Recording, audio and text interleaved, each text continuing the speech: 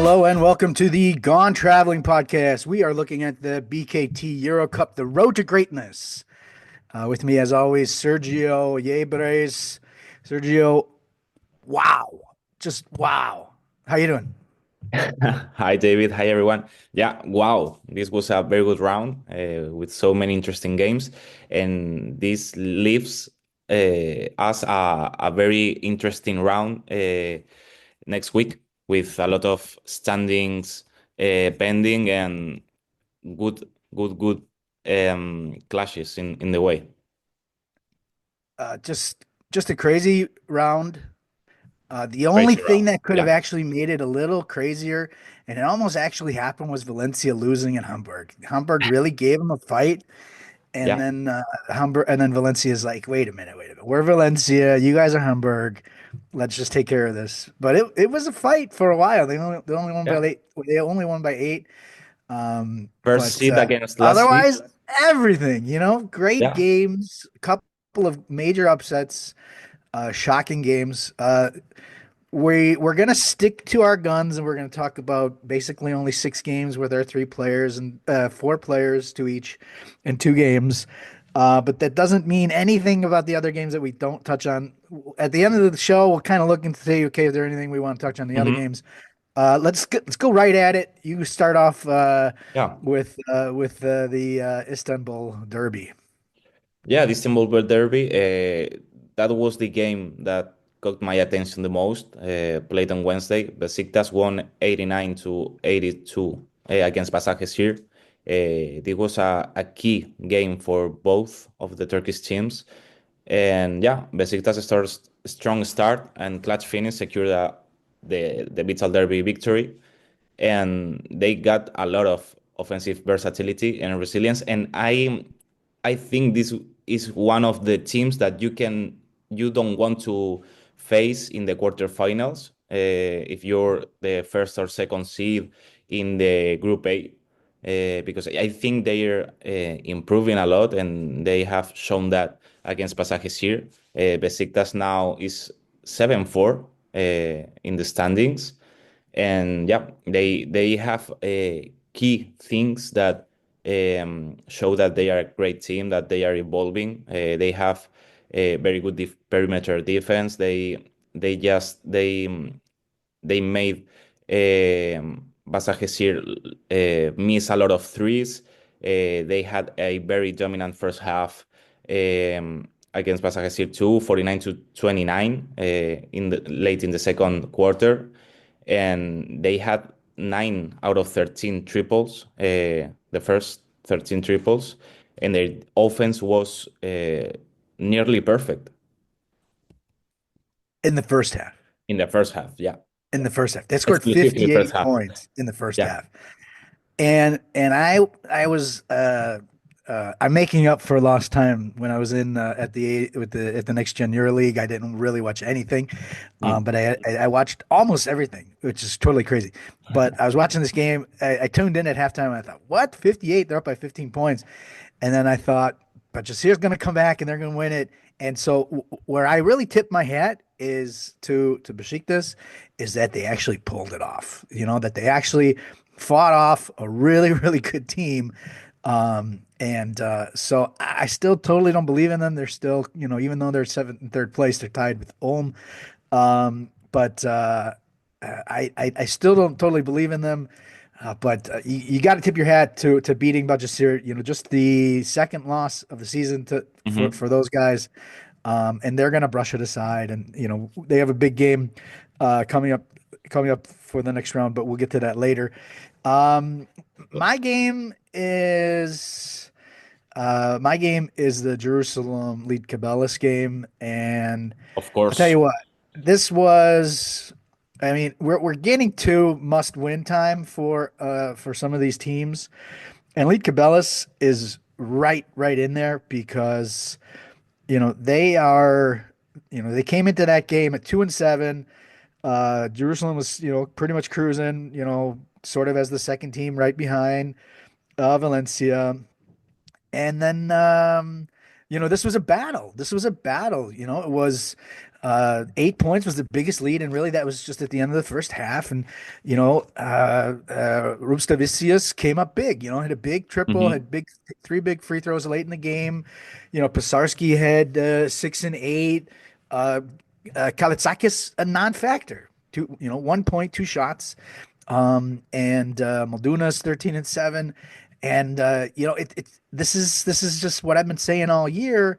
This is a team that you don't want to be, in tight games because they're gonna somehow figure out a way to get it done. So yeah, I mean, you knew that any team coached by Sean, like I've been saying it all year, is going to be tight. It's going to be, it's going to fight. And Jerusalem didn't have the urgency. There was no home crowd, obviously, since they're playing in Bulgaria. Lee Cabelas, they still have the open game against Valencia, which is coming up next week. But they're still 3 wins behind Bor, Cluj, and Turk Telekom, so they're still there. And I mean, Jared Harper, 24 points, 12 of 13 free throws. Did have 4 turnovers, 2 of 7 3-pointers, but just didn't have enough help. And yeah, Lead Cabela's huge shout out to them for pulling off a must win, and also on the road. Okay, sort of neutral grounds and all that, but still must win victory for them.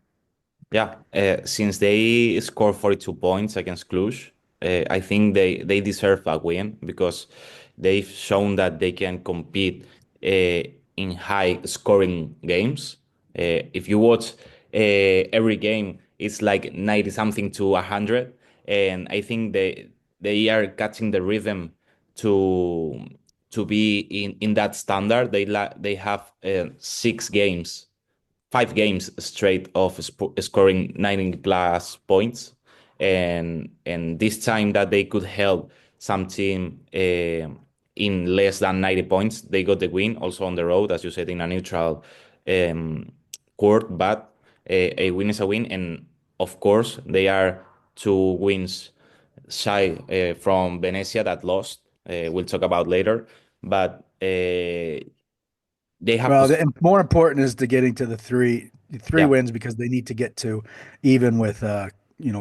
at least one of those teams, Cluj Borg or Turk Telekom. This was a key win and also surprising win. This messes the standings in the group B a little bit, and it makes it, of course, more interesting. Yeah. Makes it more fun for Yeah. us. All right, and you're gonna go right into that mess with your with the player you want to watch. Talk about. Go ahead. Yeah, the player I wanted to talk about the good performance for me was Xavier Simpson, but I think we can um, go through Venezia game. And for me, the surprise player was Brynton Lemar. He only played 5 games this season because of injuries. He started the season with Cedevita Olimpija, and he came back this game in the earlier game, and Cedevita got a road win against Venezia, 75-80. And this victory not only solidified Cedevita's standing at 9-4, that's incredible for Cedevita if you watch them 2 or 3 years before, but also emphasized Lemar's value as a leader and clutch performer because Cedevita hasn't lost with Lemar playing with them this season. And their next challenge will be against Turk Telekom, and that's going to be also very interesting standing wise. And Brinton Lemar had a very efficient shooting night. He finished with 23 points, with 6 out of 9 2-point shooting, a perfect 3 of 3 beyond the arc, a career high PIR of 27, a big game for him, the best of the season. He's catching more and more rhythm, and this, for many people, this could be a surprise leader for Cedevita because we are not used to see him play this season. And we see Devin Robinson and Jakob Lasic, but now there's another key factor, X factor player for Cedevita, and with a 9-4 record, I think their aspirations. I think they are contenders for a good spot in the playoffs right now. Yeah, I mean, he was definitely he showed how important he was. He Seven, went down, sorry, missed. David, 7-4 record. I messed up. Yeah, Not exactly. nine, Yeah, not I 9-4. was gonna leave it. That's fine. Yeah. Uh, he missed rounds 3 to 8, came back and has been really strong. And then also, I mean, this was a team that I had mentioned last week. Hey, don't look now, but Ryers won 3 in a row, and Mhm. now they lose to a Cedevita team, and that's a At home. dogfight. That's Yeah. a dogfight right there. All right, my guy this week is going to be Anthony Cowan from Wolves. A huge victory for them, knocking off Hapoel Tel Aviv, Shlomo Tel Aviv, 104-100. Just a thrilling game. Cowan, 28 points, 5 of 8 threes, 10 assists, 2 steals. Really a great showdown between him and Yamadar, who had 28 and 7 assists. The game had Jonathan Motley come back. This was he had 7, 4, and 3 assists. This was his first game since October 30th, so 6 weeks basically. He didn't play. That was round 6 against Brusnos, and hasn't played not even in the Israeli league. So knocking a little bit off dust off the rust off the tires, and this is probably a good chance for you to face him before he's really got back to his usual self. And again, we talked about how this, Tel Aviv is new coach, new players, and it's still trying to figure everything out. I wanted to touch a little bit about Cohen because he's a winner, man. I mean, he went to Maryland. First of all, he's from right near University of Maryland in Maryland. His father, his uncle, and his grandmother all went to Maryland, so he went there. He won the Big Ten regular season title. That was the first time in 10 years, and he's one of 2 players in the Big Ten history with 1,800 points, 500 rebounds, and 500 assists. And in 3 seasons, he led the team in scoring, assists, minutes, steals, and free throw percentage. And then just one last thing, he started his career in Aris, then went to Prometheus for 2 years. Prometheus reached the EuroCup quarterfinals 2023, and they reached the quarterfinals of the BCL last season. So this is a proven winner, and he's just a dog, man. Just a fantastic player, and just cannot Wolves, they did it without Jeffrey Taylor. He was unavailable to go. And a huge victory for them because they stay ahead of that next group of teams at 6 and 7, at 6 and 5. Sorry, Borusnos and Trento are both 2 victories behind them. So we're really starting to get a little bit of gap there as far as the playoffs. So Anthony Cohen was my guy to watch this week. And even though Cowan went undrafted, uh, he has the potential. He had or has the potential. I Uh, think that was if I'm not mistaken, that was also the COVID draft.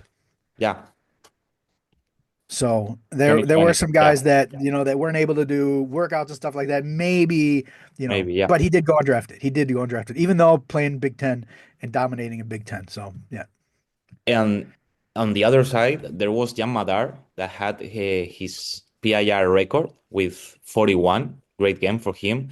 It's hard to understand the motivation of the EuroLeague NBA caliber players when they come to the EuroCup, like Jonathan Mosley, because it only damages or um, affects to the team performance because they need to adjust and justify the contracts and give them minutes and relevance and I think it's not the team first for some players and it's hard to balance everything in those kind of teams more if you are a contender. But yeah, Yamadar is focused on Tel Aviv with Itudis, 28 points, 7 assists. He's having a very good start in the EuroCup. And yeah, he was 1 point shy of his scoring record also. So a very good efficiency for Jan Madar, who hasn't even a profile photo yet in the in the EuroCup But website, the and he's number one of one the thing stars is now. the number one thing is the L baby. Didn't get to win. Yeah, Didn't get to win.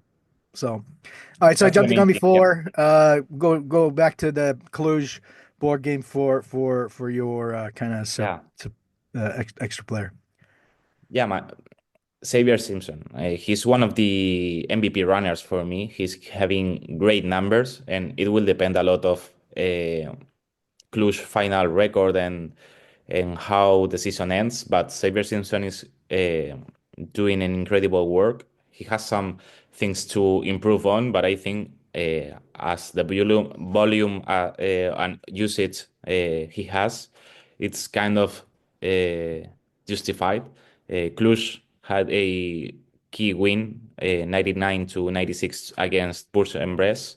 And now Cluj has won 3 of the last 4 games and tied now precisely Bourg with this crucial win. And Xavier Simpson had 27 points, 8 of 11 in two-pointers, 8 out of 8 in free throws, and he's averaging 18 points, 4 rebounds, 7 assists, 1 steal, and he has also been one of the stars almost every round because he's got 25 assists in the last 3 games, 5 games with at least 8 assists, and 3 games with at least 27 points.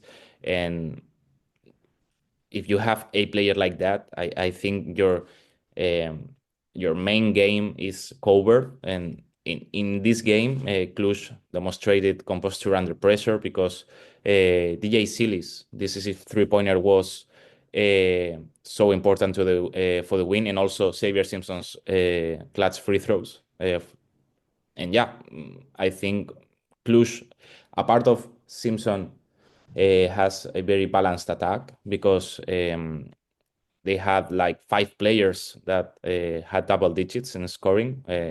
Deshaun Stephens with a 17, DJ Sealy 14, Orelic with 14, Karel Guzman with 12. And despite the 8-0 run of Bruges, they could handle that. And they got a super important win for the standings.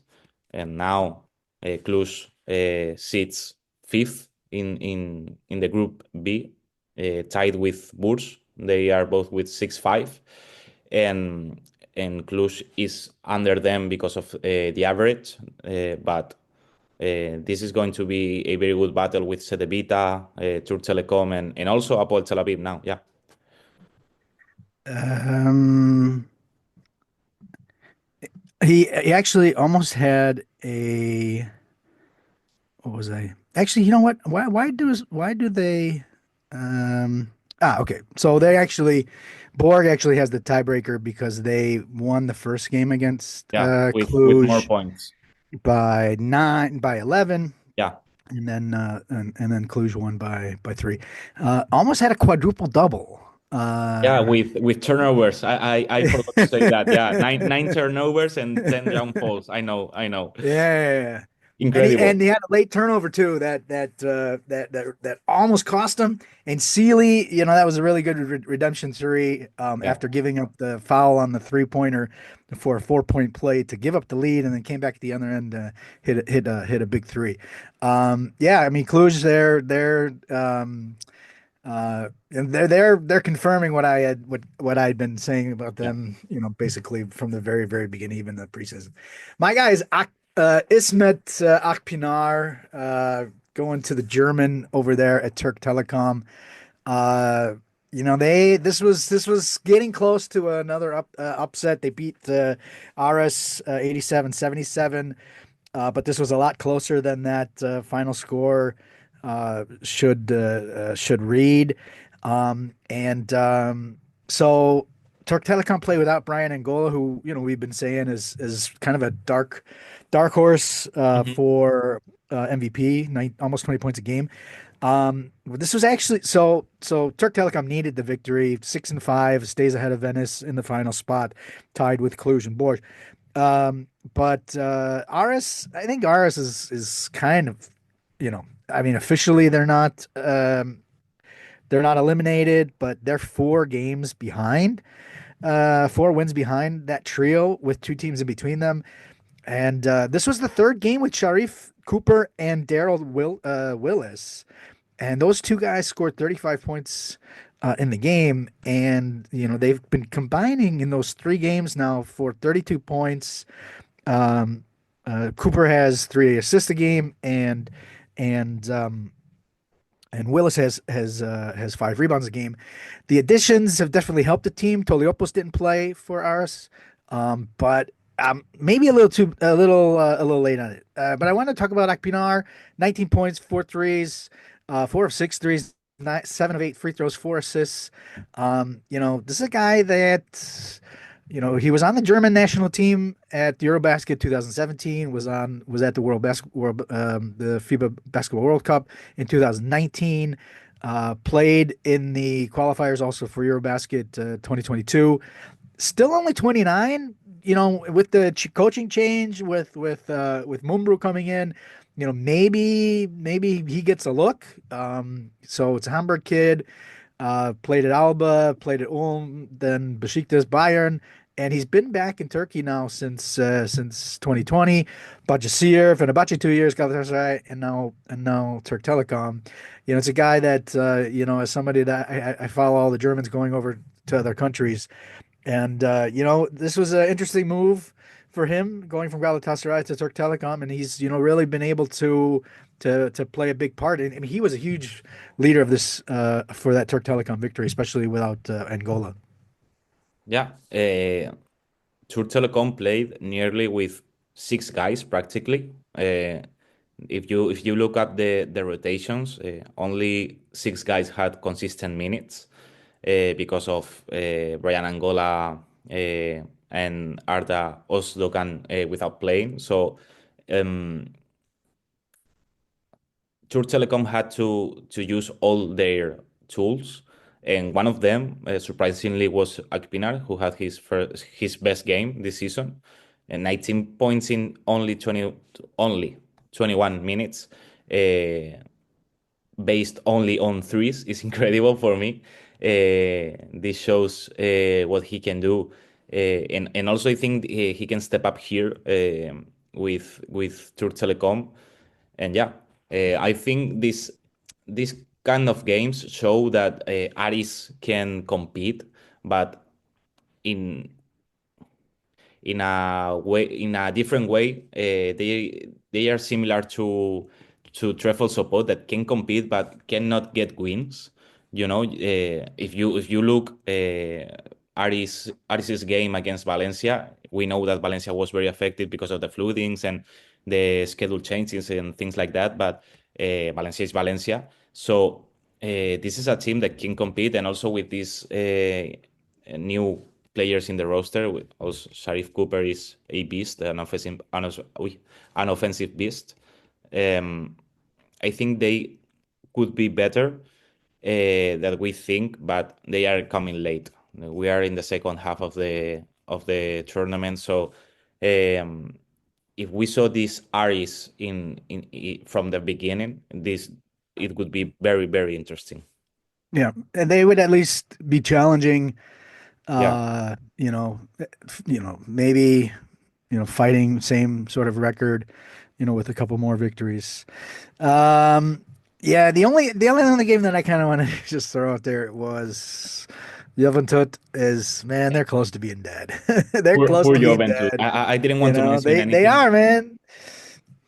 They're close to Yeah, being dead. They got there was 2 fouls on Tomic in the first 57 seconds, and then Pustovoy comes in, and then within the first 3 minutes he had 2 fouls, and that just wiped them out. They couldn't figure out anything else, and they kind of played even more or less the rest of the game. And so yeah, Juventud, man, I mean, they're definitely not mathematically eliminated, but they're 3 games behind yeah. three 2 teams. They need to almost win everything.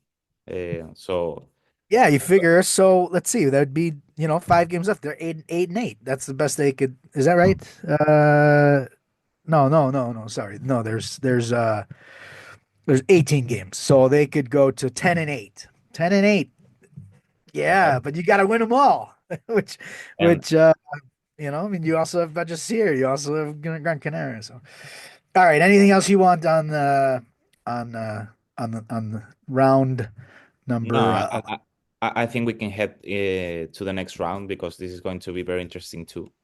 round 12? 12. And I didn't even think that, some of those games in round 10, round 11 are like, oh, they could be, but turned out to be an amazing one. And round 12, I'll let you start. There's the big old monster one at the top of Group A.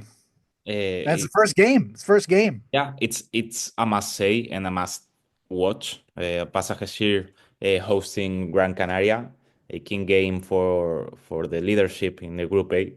Bahcesehir is unbeaten with a great 6-0 at home, while Gran Canaria has a solid 4-1 record on the road. This is going to be a clash, and the Turkish will be playing Anadolu Efes earlier in the Turkish league and will face the Canaries, one of the only two teams they have lost against this season in the EuroCup. So this has all the ingredients and all the factors to be a great game.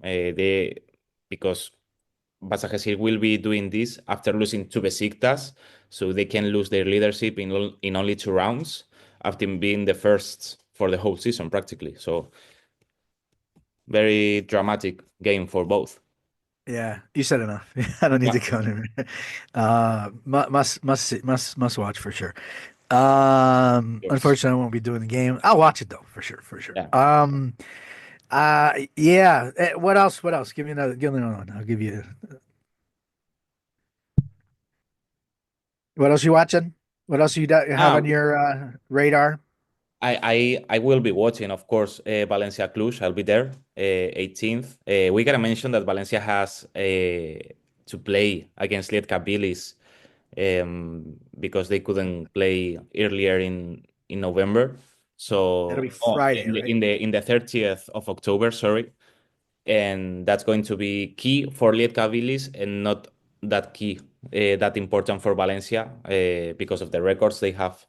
But yeah, I think Valencia against Cluj is going to be very good because if you remember the game in Romania, they That's right. Of they have course, they had a big yeah lead. they handled very well the first half, and Valencia had to make a 3-pointer record to win the game, literally. So I think that's a very good game with a lot of pressure. But Valencia has 13 games sorry, 7 games in 13 days, including Real Madrid in ACB League to compete for the leadership in the league. So Valencia has a lot of different games to be um, focused on, and maybe they can get the first L of the season in one of these games Yeah. because of the stress. Uh, I got Aris and Lead Cabela's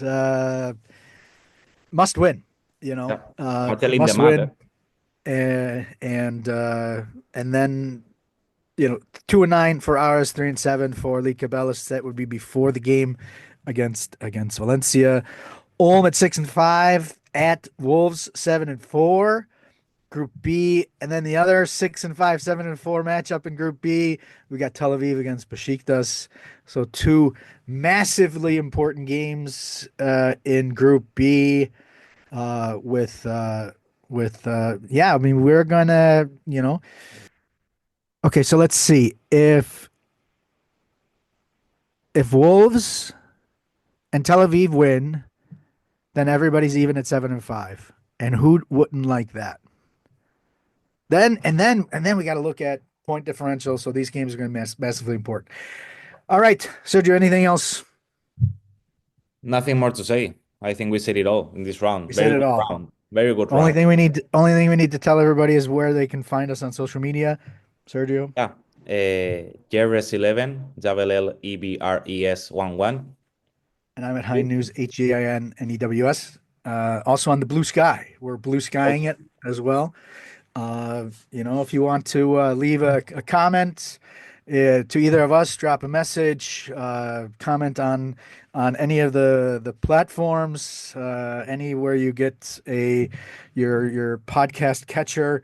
If you want to leave a message or if you want to give a rating, more than happy.